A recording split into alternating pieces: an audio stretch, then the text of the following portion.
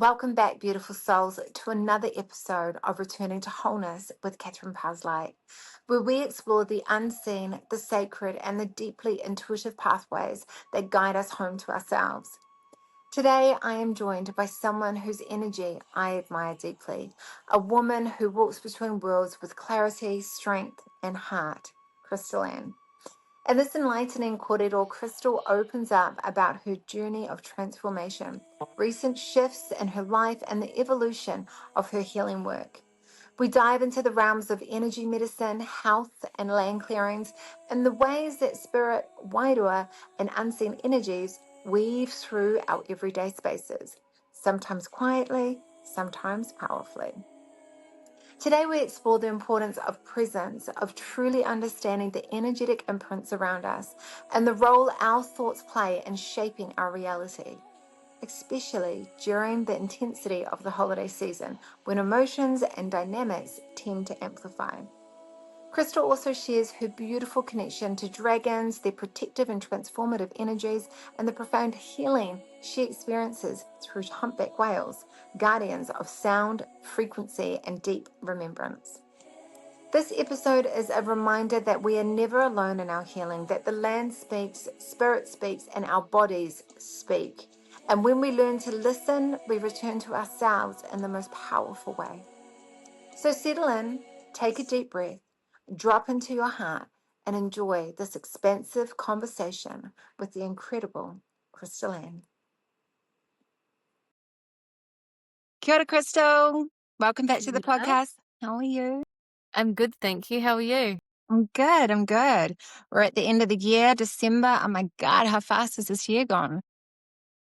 This year has gone so fast. It's crazy, but it's pretty cool to know that we're in a year 9, which we go on 9-year cycles, and this year in the Chinese zodiac being the snakes shedding old. Like this year's probably been really hard for a lot of people, and then next year stepping into number 1, so new beginnings, and the fire horse. So horse represent freedom, travel. Getting things done, stepping into purpose, what you want to be doing. So it's exciting, actually. I feel like next year's going to be pretty exciting. Yeah, nice and fresh new energy. Mm. So what's new for you? Have you got anything to share with us? There's a lot new in my personal life, I guess. I've moved to Coromandel, which I think we've already talked about that. But in October, my 8-year-old son's living with his dad now, so that's been a real major shift for me. I just worked out I've been to 5 countries this year and the awesome work that I get to do. And yeah, no, I'm just continuing doing online healings and readings. People in the Coromandel have been coming to visit for healings, and just getting ready for next year, like the retreats we have lined up for next year. Yes. And me just really dropping into planning and setting up some courses for online and in person to teach what I'm doing, which is shock release, foundations of the healing arts, and concussion work. So that's all hopefully going to get sorted, but I'm pretty good at procrastinating and doing fun stuff with music rather than my own healing work. So anyway, that's where I'm And at. so talking about fun music stuff, how is Aaron's work going? Oh, it's going so well. We're getting a lot of gigs and stuff, but we've just had to slow down. He's got his lawn mowing business, so he lives at 2 feet in 2 different worlds, the creative music purpose world, and I need money working in the mainstream world. So Yes. we're just trying to sell his business, and then the music and the touring and my workshops will be going full swing once that happens.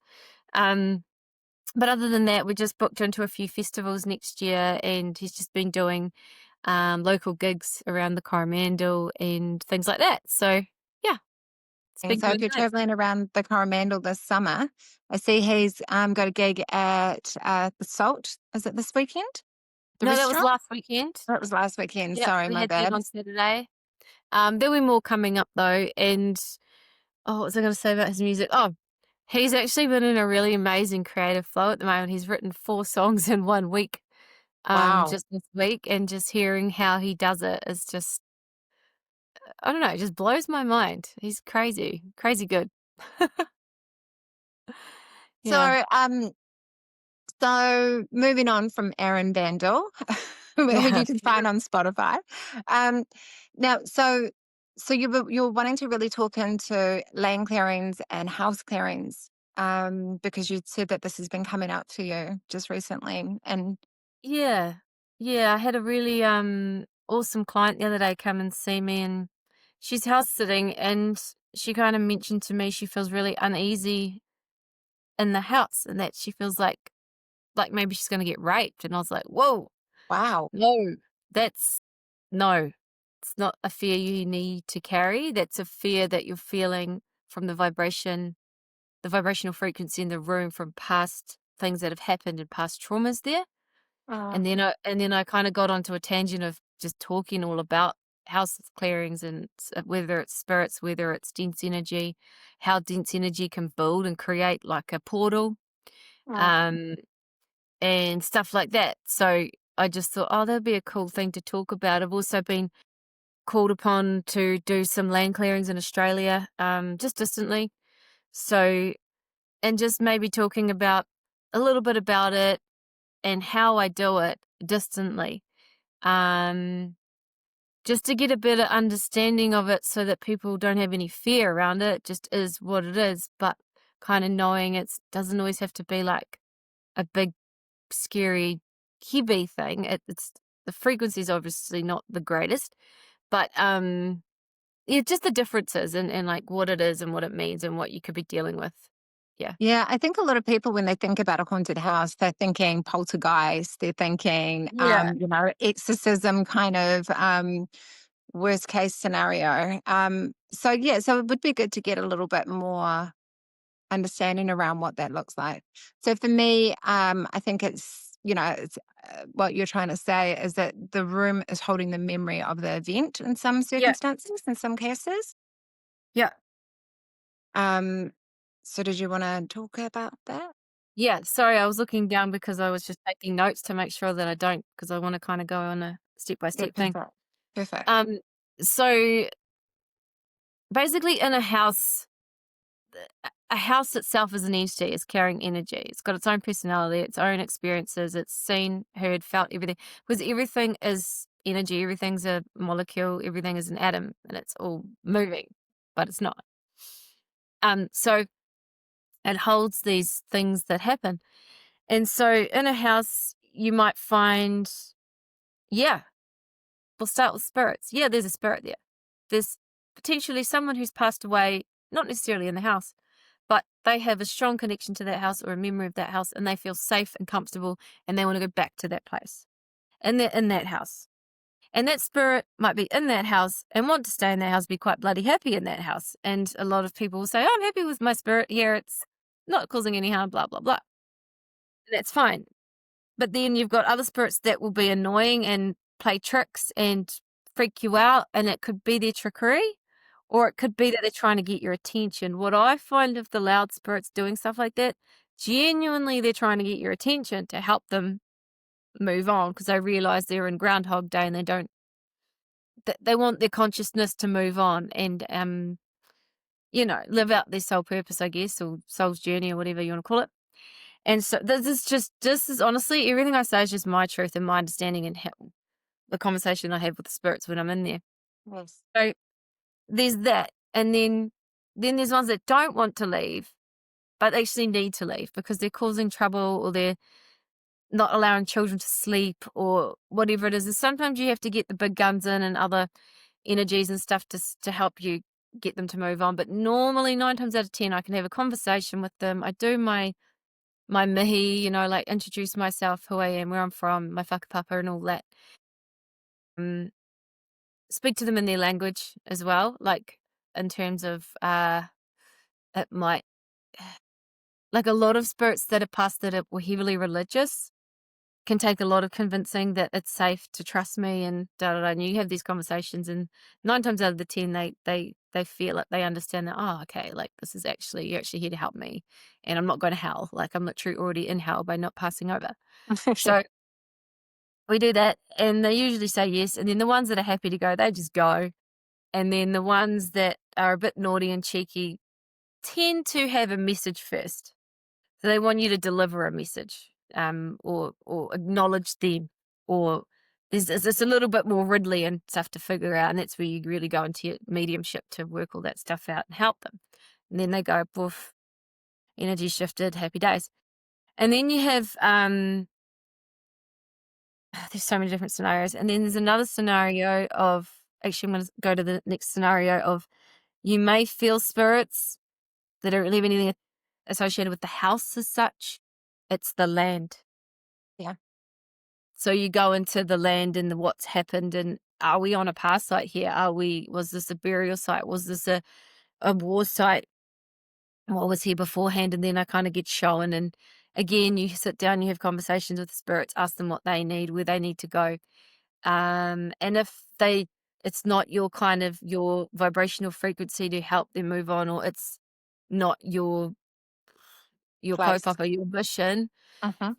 you have a chat to them and you just ask them to lay low and let leave the house and the people alone to feel safe. But I also, when that happens, encourage the people of the house to honor them and do a bit of a ceremony and koha them something, gift them something, like a bury a crystal or a feather or a shell or a piece of the hair, or I don't know, like whatever they want to do really, or write them a letter, bury it in a time capsule, whatever it comes through that needs to happen.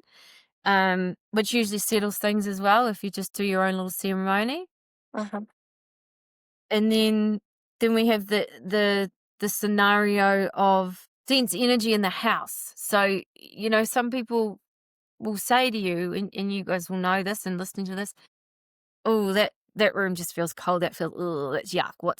And if I'm in there in person, I'll go in with my taonga, not this one, my greenstone. I don't have it on at the moment, kahurangi. And I'll take her through the thing and the house, and the pendulum will swing, and she'll take me to the places, and then I'll get the download of what happened there, and then I'll let her clear it through the energetic vortex, whether it goes up to the sun or down to the earth. It depends on the energy. Again, it's just talking, knowing, feeling, getting the visions. And yeah, that will shift quickly. But how you gather that dense energy in that room, say, is there's a couple of things. There's fractals of energy that get left there when there's trauma. So if there's been sex, drugs, rock and roll, abuse, domestic violence, even yucky thoughts, depression, psychosis, mental illness, anything, the fractals build up, and then they become to be, they form like a mass, an entity in itself, which can form portals that spirits can walk in and out of. That's another story. But it's a denseness. It's a like if you've seen Stranger Things, and that big massive, it starts as black smoke and then it grows and then it's like a big demogorgon thing, which don't want to scare you. It's not like that as such, but it's just giving an example of how it builds. And then obviously places where it's damp, where there's mold, where there's even wardrobes, dark wardrobes, places that aren't getting light. Mm. Places that aren't getting light will feel dark. Mm. So it's like, and if it's dirty and unclean, get it out, clean it. So when you do a house clearing or cleansing, you should always clean physically your house as well. So clearing out all that energy. So that's sort of what the difference is between all that stuff. But then you have the land that you're on too. And we have land, we have ley lines, we have all this man-made infrastructure underneath the earth that creates blocks. It's like we're this natural being that has blocks too, that can have blocks from man-made infrastructure, from surgeries, or from, what do you call it? Just artificial, like stents and plates. And I've had plates, got them taken out. Anyway, so it's those type of things that create the blocks. So sometimes you can feel the blocks, people are, oh, my house is off. And I'm like, well, it's actually nothing to do with spirits or dense energy or your house. You've got a blocked water table. You've got a blocked water line under the ground. Now, this happened to me the other day. I did a healing on a woman in Auckland. Well, oh, it wasn't on her. It was on her house, actually. And this happened. I was like, oh my God, this is like, you've got dense. And when I go into that, I can see all the different elementals in the in the ley lines, and a lot of them are stuck and trapped too, so they look really dark, like monsters kind of thing. Oh, And so that's what I could see in this particular session, and the blocked energy. And then I was able to go in and unblock it and clear it, I think. I don't know, this is what I'm doing. oh, But oh. the results where I said to her, there's gonna be a pipe that blows very soon in the street or something. Week later, she messaged me. She's like, "Oh my fucking God, Crystal, excuse me for swearing, but this is reality here. A pipe just blew in our street. You said that." So for me, that's a release, and that shows you I know I did the work to clear the It's your energy. And she said, "And the confirmation. house is just amazing, and like the energy's completely different." And there was one other thing though, because when I'm doing it online like this distantly, I draw a map in my mind, and then I draw it on the paper in front of me, and I use my pendulum again, like I'm walking through the house, and I'm in my mind's eye, I'm there. My energy is there in their house, and I'm walking through, and I'm like, is that the bedroom there? Is that da, da, da. 99.9% of the time, I'm correct with the layout. And I was like, I just need it. I'm being pulled into your baby daughter's room. I said, is there a picture of her grandmother on the mantelpiece? And she said, no, there isn't. It's in the wardrobe. I was like, "Well, get it out of the But frickin' yeah. wardrobe." It's to be out, she wants to be seen, she wants to be recognized, and she was there as a spirit follower, being with the kid, and she was just trying to get that message, and I was able to help her pass over. So, yeah, that's mainly what it was. Like, it was a safe energy, as a grandmother energy, but she wasn't passed, her soul hadn't passed over to on its journey and its consciousness. So it was stuck there, but it was also there for a role, and obviously it came through when the baby was born and was its guardian and things like that. So there's nothing wrong with that, something bad. It's just she was ready to move on, but she just needed that little message to come out that she needs to be there seen so the baby can see her. So yeah, that was it. Do you have any questions or comment on what you do or how it works? I'm just Well, it all rings true to me. But so, in regards to when we're talking about clearing houses, clearing land, clearing ley lines, um, the ley lines. What about objects? So let's talk about that. Oh, When you yeah. hold, yeah. Yeah, yeah. Oh my God, I've had some crazy ass experience with objects. Like, I remember I was doing a healing on my brother in his apartment in Mount Maunganui one day, and I was like, "Fuck, what is in your wardrobe? What is in there?" Like, I just have to go in there, and I grabbed this, and I was like, "Ah!" And it was this thing he'd got, or this little carving thing he'd brought back from Brazil, Oh, and I was like, "There's a spirit come back oh, with you from yeah. Brazil," I can and feel it. it was the lady who was doing making the carvings, making the little things. Her husband had died. It was her husband, and his energy was Oh, attached to the object. You might be picking up something different, but that's what I picked up on that object. It was like this whole just story feel came. the energy. It just feels trapped. Yeah, and so I helped him move on, and then I didn't feel the ick anymore. People bring their rings and stuff, and like grandparents' rings, and you just hold them. But like, to be honest, I don't need the object. I just know straight away usually what it is or who it is. But yeah, clearing objects is major. I had this other major thing. My friend, she's I'm gonna get her to listen to this, she'll crack up. She is one of those people that is real arty-farty and like picks up random shit off the side of the road and like upcycles it, makes it look real cool and everything. She picked up this really old dresser from the side of the road, and she had it in her 2-year-old daughter's bedroom. She was flipping out, like wouldn't sleep in there, screaming, saying, "Old man, old man, old man." And she's like, "Can you just come and check this out?" And I was like, "Okay." So I went in and I was like, "Oh, that needs to go. You need to burn it." It Burn it belonged even. it belonged to a pedophile. Oh no.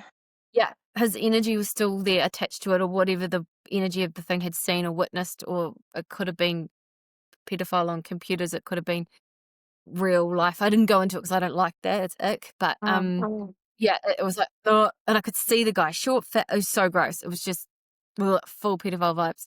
And so, yeah, she got rid of it, burnt it, no problems, kids back in the room sleeping. good.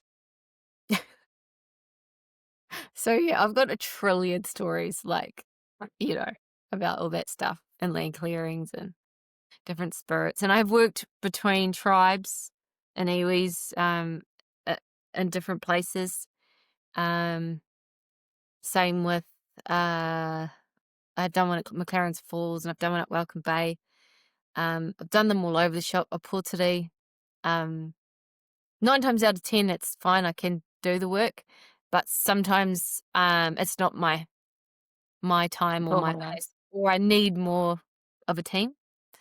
Australia's different. I can do some work in Australia. Sometimes I'm just like, it's just like, nah, this isn't. You need a team, or you need the right people with you.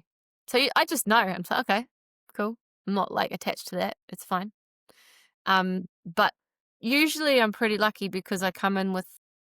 And this might sound a little bit, I don't know, maybe arrogant. I don't know, but I just come in with the attitude of I don't care. Like, I don't give labels to different tribes, iwis, and this is in New Zealand, this is Australia, this is everywhere. Like, I don't care about your beef.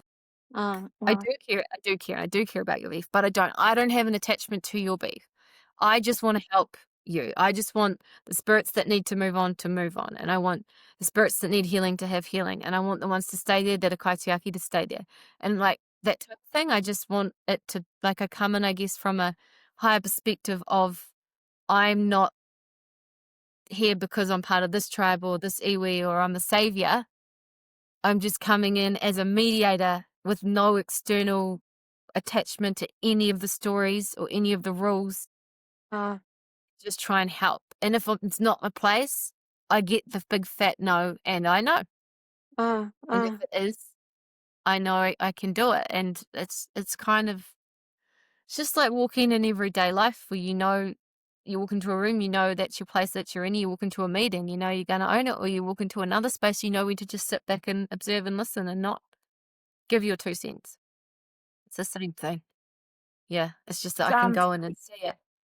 it's interesting because, for me, when I look at energy as a whole, and I think about it from the godlike mindset of everything is, like kind of neutral until humans give it meaning, right? Mm, And so it just feels very much like with that energy, you kind of walk in there with a very neutralized energy, and which helps to kind of neutralize what we say raru, the trouble, the issues within that iwi line, because it's saying pretty much to the spirits that are there, this is over now. It's mm, time to relax and release. That you don't have to keep fighting. mm. And it's by having that neutral energy frequency coming through, it gives them a new, I mean, it's like with any healing, we just remove the obstacles out of the way so that the energy can go back to center, back Yeah, to the I don't know how to say that neutral state. There we go. That's what I'm yeah. looking for. A lot of Yeah. the time when I have had some difficulty with spirit, especially with the Māori side of things, I just call through my Tupuna. humpback whale energy, my whale Oh, energy, and they yes. see the whale and they're like, Watch your "Holy stuff. shit, okay. We yeah." They're like, "Okay, we believe you. We can see who you are now and that you're trying to help." And then they'll usually be like, "Holy shit." And then they flip and they just they want you. They want to talk to Yeah. you. They everything. Like, I remember this one time I was doing this liaison between 2 tribes at Welcome Bay, and I had 2 people witnessing this, and the chief, he, like, pushed me on the ground and, like, basically just hugged me, like, Oh, just, like, not in a appreciate. negative way, but just, like, in a real, like, I don't know. It was almost, yeah, it was kind of weird, but it was, yeah, well, anyway, it was like, "Whoa, okay." So with the Mm. let's talk about the humpback whale energy. Let's talk into that. What is that? And so for me, when I think about the humpback whale or any of those tupuna, those ancestors to the human race, the human existence, is they are from Atlantis, I think, is what Yeah. I get. Yeah. Yeah, So that's what I was gonna say. yeah, so let's talk about that. So so we're bringing through ancient codes into that corridor with that iwi, which is helping them to then remember who they are, so that they can pass Mhm. over in some form as well. That's what I get Mm. with that. Is that what you get? Is that how you interpret? Yeah, so my first experience with this was I was on a Opotiri beach, and, I was called to go down and do some work. I had 4 other beautiful women with me, and I could see this dragon was trapped um, in this island. It would look like a dragon, but it was trapped there, the Hanifa. energy. Yeah, and then on the beach was where heaps of whales had been beached. Then I Mm, saw the um, Kaitiaki guardian come down, when I say Kaitiaki guardian, it's the same word, but, like, this angelic male white energy, but Māori, come down and speak to me, and he had all the tribe and all the children and the woman up behind, and they were just watching, like, skeptical. But then I quickly tuned into the energy of the whales. I didn't know that they were there until I was there, and then I tuned into the energy of the whales, and the loving, overwhelming feeling came over me, and I knew that in order for the taniwha to be released, the whale energy had to be gifted back to the Atlantean energy. And mm. then there was this energy that came in this woman on like a giant seahorse. And oh, I'm getting goosebumps telling you the story. I haven't told the story for many years. It came in, and I was able to, you know, converse and energetically give the whales back so the whales could be released and go home. And it was like there was some sort of deal or code going on there, like, well, the whales are trapped, well, we're gonna trap your taniwha.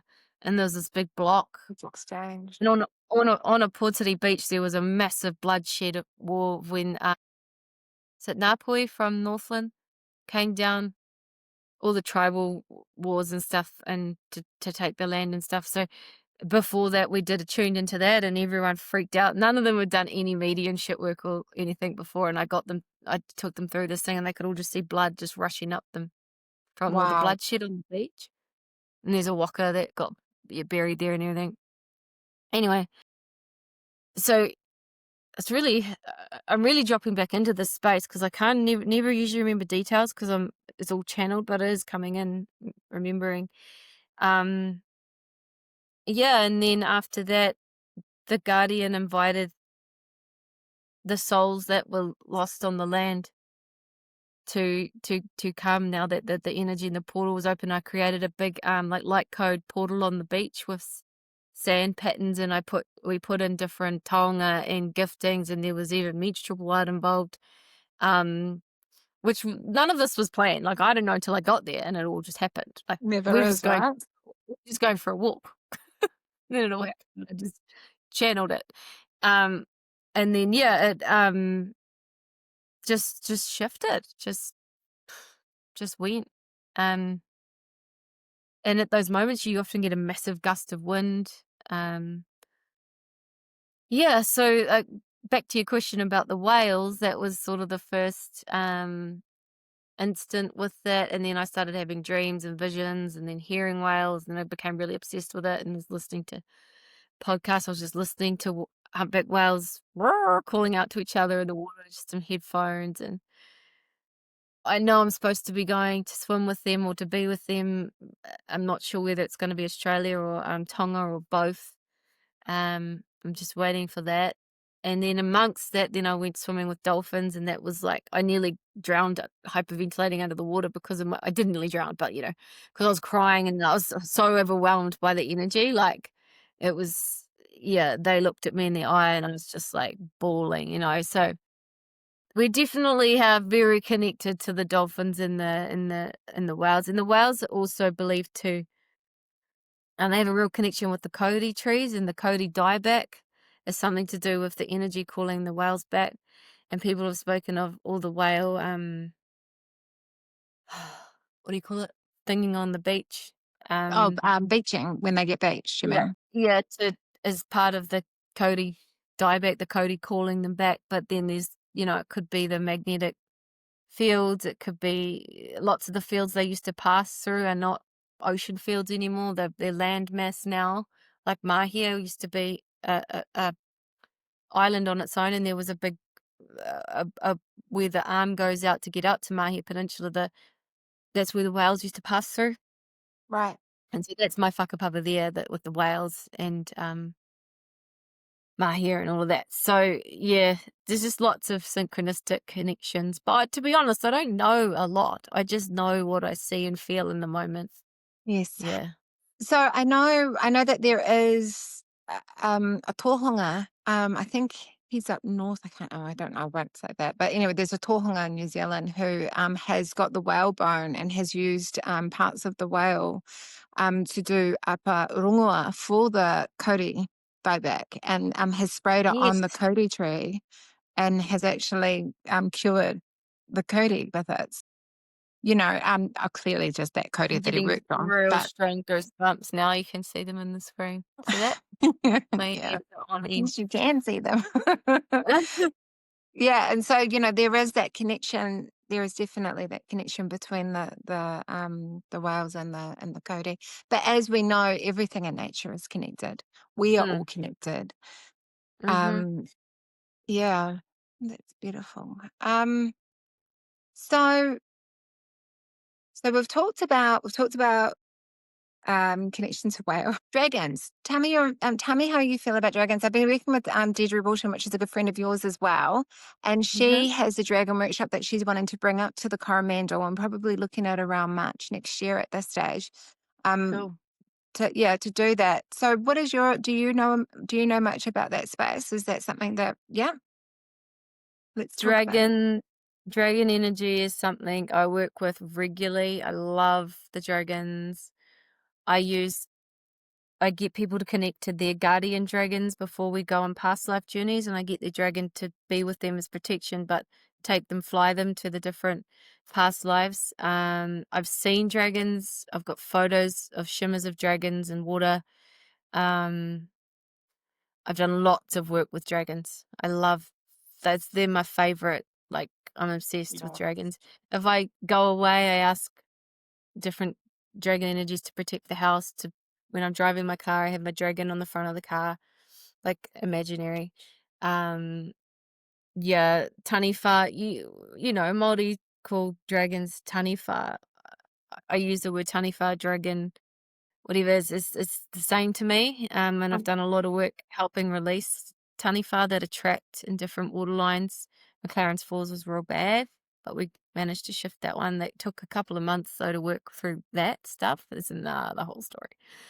Um, so yeah, dragons are just there. I use them when I'm doing real deep shamanic work and releasing entities and dark spirits. The dragons will be the ones that just boost it and pull them out real quickly, and they'll fly them up and throw them into the sun to transmute to high vibrational light.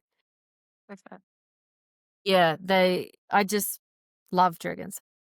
I could talk. There could be a whole other podcast on dragons and tell you some stories of dragons that I've met and the stories I've had. But yeah, did a lot of dragon work around the COVID time, like the Parliament stuff. Okay. Um, yeah, yeah, because I couldn't be there, so I was actually on a retreat with Deirdre at that time.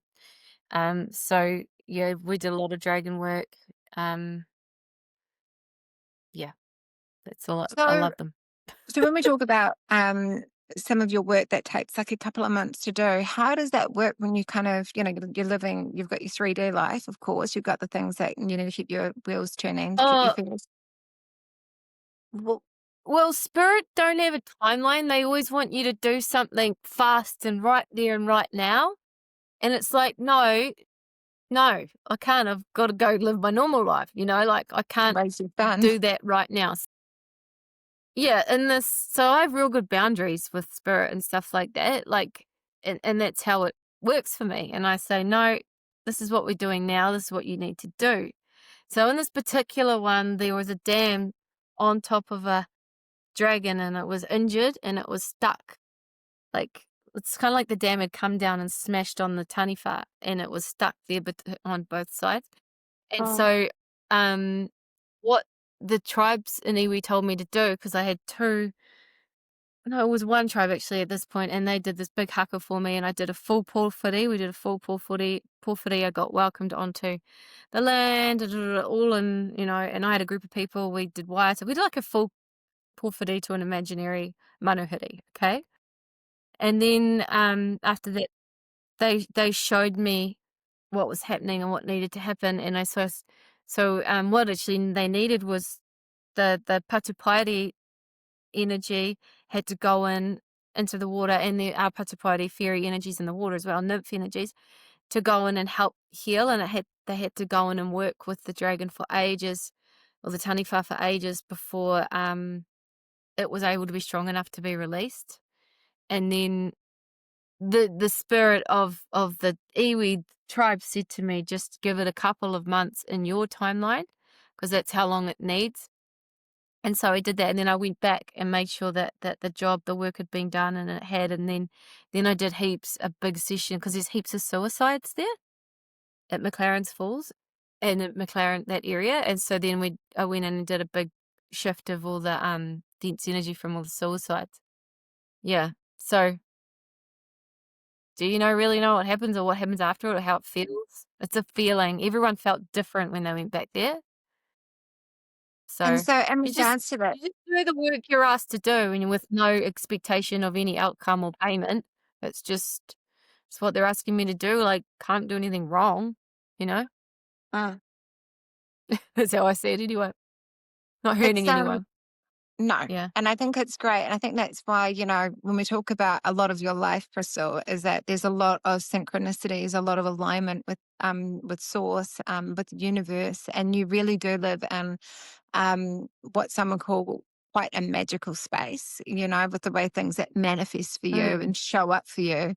And I think that is wise, because you're out there doing this mahi and you're not expecting anything back from Mm. it, but the universe provides in such a Yeah. special, beautiful way in regards to all of these beautiful little synchronicities that we were talking about previous to coming on to before we hit Yeah. record.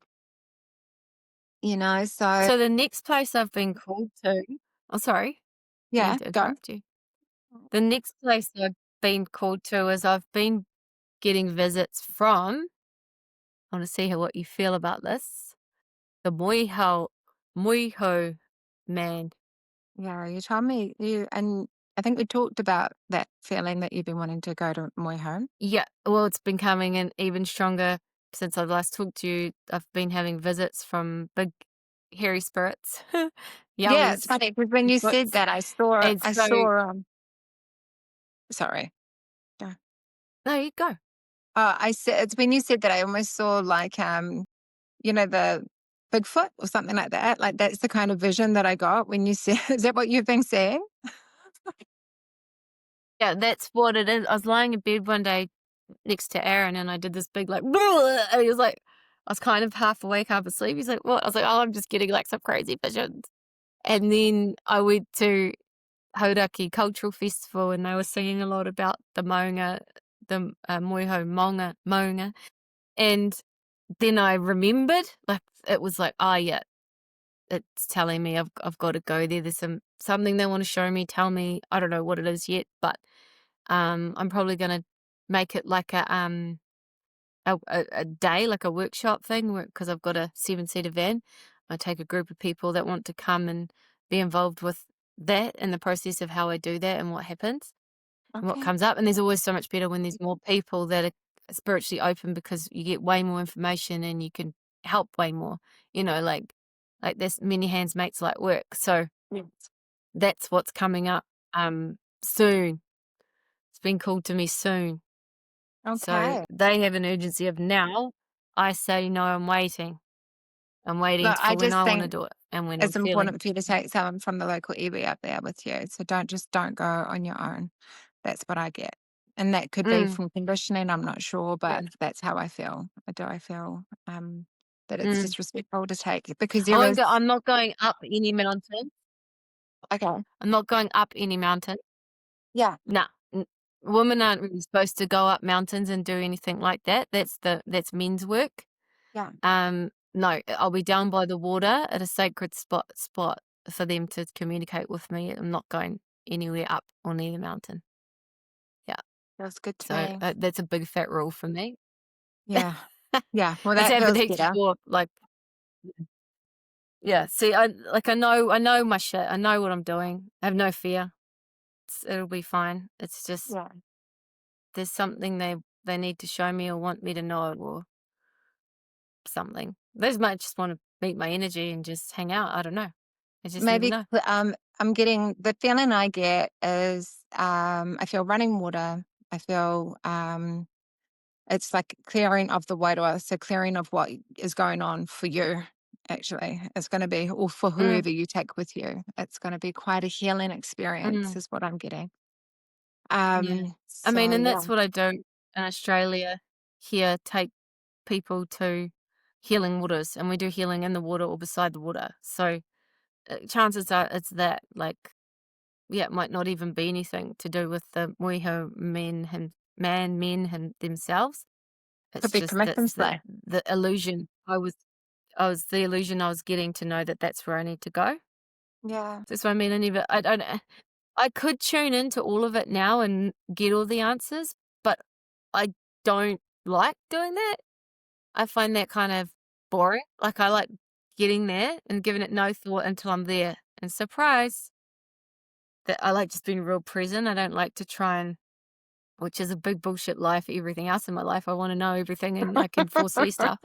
But when it comes to this stuff, I like just waiting and being in the present moment. That's like with my healings one on one. I don't drop into the person until I'm right with you in front of you, because yeah, it's just how I work and it's way more fun. And I think it's a lot to do with how a healing, especially in the healing space, is that it's about getting out of the analytical part of your brain and allowing things to flow. And if you have Mm, these preconceived ideas of what it's going to look like, it can actually block you. So by doing it this way, it makes you more mm, organic and open to, more opportunity for healing than what we as a human consciousness can comprehend, because you are working with a diviner energetic frequency, well, the divine. mm, You are working with, all that is. So, exactly. yeah, that makes Mm. perfect sense to me. Yeah, I'm looking and forward to it whenever it happens, but and I think I want to come, just saying. And just saying, I am from the local iwi, I knew you so would. so it all kind of aligns, I knew Kristen. you'd want to go. Yeah. Yeah. Yeah, I'm thinking the place that came through was Stony Creek. No, Stony Bay. Stony Bay.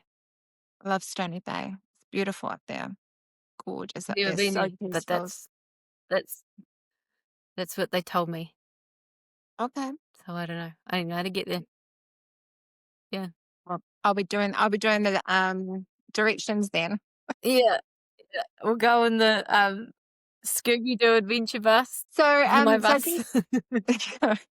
so what have you got planned for over the next couple of months? Are you still taking readings? Are you doing healings? Is that something you want into? Are you going to work through Christmas? People gift someone a reading or something like that for their Christmas present? No, no gifts from No. me. No, no, no, no, no, not you gifting. Can somebody go and purchase your services to gift to somebody else? Yeah, yeah, yeah, yeah. Yes, yes. People could purchase gift vouchers if they like. Awesome. Yes, I'll be working just sporadically one-on-one readings. I do want to spend that time to do a bit of content and course building for the different modalities I'm trying to teach. Awesome. Um, but really, I want to do a lot of planning for this mission, these sacred missions. I want to do start some guided meditations just in nature over summer around the place. I don't want to be in buildings. I just want to set up pretty like low ticket price, simple cruisy nature meditations where we go to the land and I just channel what's there and we do a healing. That's what's on the cards. Um, and yeah, just online one-on-ones, clearings, whatever's coming up, and a lot of planning for stepping into 2026. So you can book on my calendar. You could reach out to me. And if you're interested in any of the sacred journeys that we were talking about, um, yeah, just keep an eye on my socials, Cristalle Healing Arts, and that's where those things pop up, often last minute.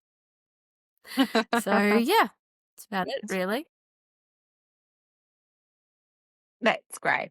Okay, well, just before we leave it, at this stage, are you, have you been seeing at this time of the year, have you been seeing any running or common themes within your healings, within your readings, within your, within just the energetic frequency at the moment? Like, what are you picking up on, Crystal? Just a lot of people with low energy. Just everyone's tired. But I mean, that's always this time of year, I think. But I haven't, I actually haven't been working much lately because I've not been well and my energy's not been good. So, but since I've been back on board doing work, yeah, that's the common thing that's coming up is just everyone feeling a bit wiped out and low energy and just trying to figure out where they're headed and purpose and stuff like that. But nothing